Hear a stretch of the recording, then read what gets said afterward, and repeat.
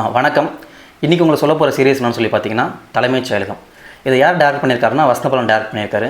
இதுக்கு முன்னாடி அங்காடி தெரு, அநீதி, காவிய தலைவன் டேரக்ட் பண்ணார்ல, அதே டேரக்டர் தான் இந்த சீரியஸ்க்கும் டேரக்டர். இதில் பார்த்தீங்கன்னா கிஷோர், பரத், ரம்யா நம்பிசன், சந்தானம் பாரதி நிறைய பேர் நடிச்சிருக்காங்க.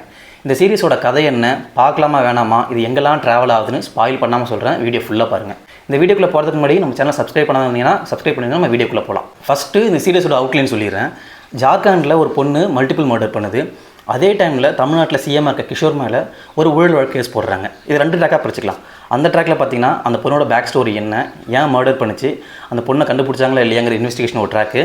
இந்த பக்கம் இந்த ஊழல் கேஸை யூஸ் பண்ணி சென்ட்ரல் கவர்மெண்ட் வந்து ஸ்டேட் கவர்மெண்ட் ஆட்சியை கலைச்சிட்டு தான் ஆட்சியை பிடிக்க பார்ப்பாங்க. இந்த 2 கேஸுக்கும் என்ன சம்மந்தம், கடைசியில் இந்த ஆட்சி கலைச்சாங்களா இல்லையா, அந்த பொண்ணை கண்டுபிடிச்சாங்களா இல்லையா, இதுதான் இந்த சீரிஸோட ஸ்டோரி. வசந்தபாலன் படனாலே ஒரு அடித்தட்டு மக்களோட ஒரு சோஷியல் இஷ்யூ கண்டிப்பாக பேசுவார். லைக் இப்போ அங்காடி தெரு பார்த்தீங்கன்னா அதில் துணிக்கடையில் வேலை பார்க்குறவங்க கஷ்டத்தை பற்றி பேசியிருப்பார். அநீதியில் கூட ஃபுட் டெலிவரி பண்ணுற பசங்களோட கஷ்டத்தை பற்றி பேசியிருப்பார். இந்த சீரிஸ்லையும் ஒரு சோஷியல் இஷ்யூ பற்றி பேசியிருக்காரு. பட் அது பெருசாக இம்பாக்ட் பண்ணல நமக்கு. இந்த சீரிஸோட ப்ளஸ் பாயிண்ட் என்னன்னு சொல்லி பார்த்தீங்கன்னா டயலாக் தான். ஒவ்வொரு வார்த்தையும் பிக் பண்ணி எழுதின மாதிரி இருக்கும். சூப்பராக இருக்கும் டயலாக்லாம் கேட்குறதுக்கு. இப்போது ஸ்டேட் கவர்மெண்ட்டுக்கும் சென்ட்ரல் கவர்மெண்ட்டுக்கும் நடுவில் நடக்கிற இஷ்யூவை அப்படியே க்ளீனாக எடுத்து காட்டியிருக்காரு. ஃபஸ்ட்டு 2 எபிசோடு வந்து செமையாக இருக்கும். அப்படியே போக பார்த்தீங்கன்னா சீரிஸ் பயங்கரமாக டல் ஆகிடும். இது காரணம் என்னன்னா, ஒரு சின்ன சிம்பிள் லைன் எடுத்துகிட்டு அது ஜவ்வு மாதிரி இழுத்து ஒரு சீரிஸாக எடுத்த மாதிரி ஃபீல் இருந்துச்சு எனக்கு. ஆக்சுவலாக 2 ட்ராக் சொன்னோம் இல்லையா, ஒன்று சிஎமோட ட்ராக்கு, இன்னொன்று அந்த பொண்ணோட track. Most of the portion பார்த்தீங்கன்னா அந்த சிஎமோட ட்ராக் தான் போய்டும், கிஷோரோட ட்ராக்கு. அந்த பொண்ணோட ட்ராக்கு அங்கங்கே தான் பிச்சு வராமல் இருக்கும். ஸோ அந்த பொண்ணோட ட்ராக் வரும்போது நமக்கு முன்னாடி நடந்துச்சுன்னு சொல்லிட்டு மறந்துடும். ரொம்ப கேப் விட்டு அந்த பொண்ணோட ட்ராக் தான் இருக்கும். ஒரு கேரக்டர் இன்ட்ரோடக்ஷன் முன்னாடியும் அந்த கேரக்டர் எப்படி இருக்குன்னு சொல்லிட்டு ஒரு 3 ஷாட்டில் சொல்லியிருப்பாங்க. ஃபார் எக்ஸாம்பிள் இப்போ மாயா கேரக்டர் எடுத்துகிட்டுனா அவன் ரூமில் வந்து நிறைய ஸ்டிக்கர்ஸ் ஒட்டியிருப்பா. அதில் வந்து ஒரு vibe alone, being alone, music அப்படின்னு சொல்லி ஒட்டியிருப்பா. அது அவளோட கேரக்டரும் கூட. இப்போ வந்து இவர் கேரக்டர் சிஎமோட மருமகன் கேரக்டர் எடுத்துக்கிட்டோம்னா அவங்க வந்து ஒரு புக்கு படிப்பான். அந்த புக்கை ஒரு க்ளோஸ்அப் ஷாட் வச்சுட்டு அதுக்கப்புறம் தான் அவன் கேரக்டருக்குள்ளே போவாங்க. ஸோ இந்த கேமராவுக்கு எனக்கு ரொம்ப பிடிச்சிருந்துச்சி. மியூசிக்கும் வந்து ஜிப்ரான் பண்ணியிருக்காரு. Was not bad. எனக்கு பிடிக்காதுன்னு பார்த்தீங்கன்னா கதை சொல்கிற விதம் கொஞ்சம் பழைய ஸ்டைலாக இருந்துச்சு.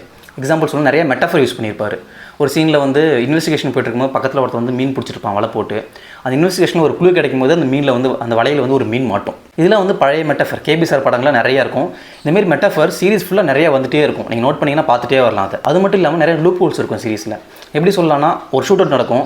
ஆல்ரெடி உன் கட்சியை கவுக்கிறதுக்கு, உன் ஆட்சியை கவுக்கிறதுக்கு சென்ட்ரல்லேருந்து பயங்கரமாக பிளான் பண்ணிட்டு இருக்காங்க. ஒரு ஷூட் அவுட் நடக்குதுன்னா சட்ட ஒழுங்கு சரியில்லைன்னு சொல்லி பிடிச்சி கிழின்னு சோஷியல் மீடியாவில் நியூஸ் பேப்பர் பிடிச்சி கிழிச்சிருவாங்க. அந்தமாரி ஒரு சீன் கூடமே இருக்கவே இருக்காது படத்தில். அது மட்டும் இல்லாமல் கட்சியில் திடீர்னு ஒருத்தவங்க பொறுப்பு கொடுக்கும்போது ஒரு பொதுக்குழுவில் நிறைய அப்போஸும் இருக்கும், சப்போர்ட்டும் இருக்கும். அதெல்லாம் காட்டவே இல்லை. ரொம்ப ஈஸியாக கடந்து போயிடுவார். ஒரு விஷயம் நடக்குதுன்னா அது 360 டிகிரியில் காட்டாமல் ஒரே கோட்டில் பிடிச்சி போயிட்டு இருக்க மாதிரி இருக்கும் சீரிஸ். மேக்கிங் கொஞ்சம் பழசாக இருக்க மாதிரி இருந்துச்சு. எப்படின்னா ஒரு கன் ஷாட் சீனில் சுடுறது தனியாக இருக்கும், அவங்க புல்லட் வாங்கிட்டு கீழே விடுறது தனியாக இருக்கும்.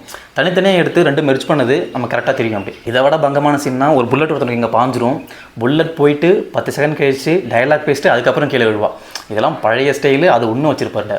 நிறைய பேருக்கு இது வந்து கலைஞரோட ஸ்டோரியா அப்படின்னு நிறைய பேர் சொல்லியிருந்தாங்க. எனக்கு அப்படி தோணலை. மேபி ஒரு குடும்ப அரசியலுங்கிறதால உங்களுக்கு நிறைய பேருக்கு அப்படி தோணிருக்கும். எனக்கு வந்து ஒரு ஸ்டேட் கவர்மெண்ட், சென்ட்ரல் கவர்மெண்ட் அவங்க 2 பேருக்கும் நடக்கிற இஷ்யூவாக தான் எனக்கு தோணுச்சு படம் பார்க்கும்போது. இன்னும் மைன்யூட்டாக சொன்னால் இதுக்கு ரம்யா நம்பிசன் டப்பிங் கொடுத்துருக்காங்களே, அவங்க வந்து நயன்தாராக்கு டப்பிங் கொடுக்குற தீபா வெங்கட்னு நினைக்கிறேன். எனக்கு அவங்க பேசும்போது நயன்தாரா வாய்ஸ் கேட்டு எனக்கு நயன்தாரா பேசுகிற மாதிரியே இருந்துச்சு சீரிஸ் ஃபுல்லாக. ஒன்று மாடுலேஷன் லைட்டாக மாற்றிருக்கணும், இல்லை ஃப்ரெஷ்ஷாக ஒரு வாய்ஸ் போட்டிருக்கணும். எனக்கு அவங்க பேசும்போதெல்லாம் இந்த ராஜா ராணி, வேலைக்காரன் படத்தில் நயன்தாரா பேசுவாங்கள்ல, அது கேட்குற மாதிரியே இருந்துச்சு எனக்கு ஃபுல்லாகவே. அதை கூட கொஞ்சம் மாற்றிருக்கலாம் தோணுச்சு. சிம்பிளாக சொல்லணும்னா ஒரு சீரிஸ் நல்லா ஆரம்பிச்சு போக அப்படியே சொதப்பிட்டாங்கன்னு தோணுச்சு. சின்ன ட்விஸ்ட் அண்ட் டர்ன்ஸ் இருக்கும், மற்றபடி பெருசாக ஒன்றுமே இருக்காது. என்னை பொறுத்தவரை இந்த சீரிஸ் வந்து ஒரு ஆவரேஜான சீரிஸ் தான். 1 வேர்டில் சொல்லணும்னா தலைமைச் செயலகம் நம்பிக்கையில்லா தீர்மானம் . சீரிஸ் மொத்தம் 8 எபிசோட், 4.5 மணி நேரம். ZEE5 விட்டுருக்காங்க, மறக்காமல் பாருங்கள். நான் நிறைய விஷயம் நோட் பண்ணி ஸ்பாயில் பண்ணாமல் சொல்லியிருக்கேன்னு நினைக்கிறேன். நீங்கள் ஆல்ரெடி பார்த்துருக்கீங்கன்னா உங்களுக்கு எதெல்லாம் பிடிச்சிருக்கு, எதெல்லாம் பிடிக்குன்னு சொல்லி கமெண்ட்டில் சொல்லுங்கள்.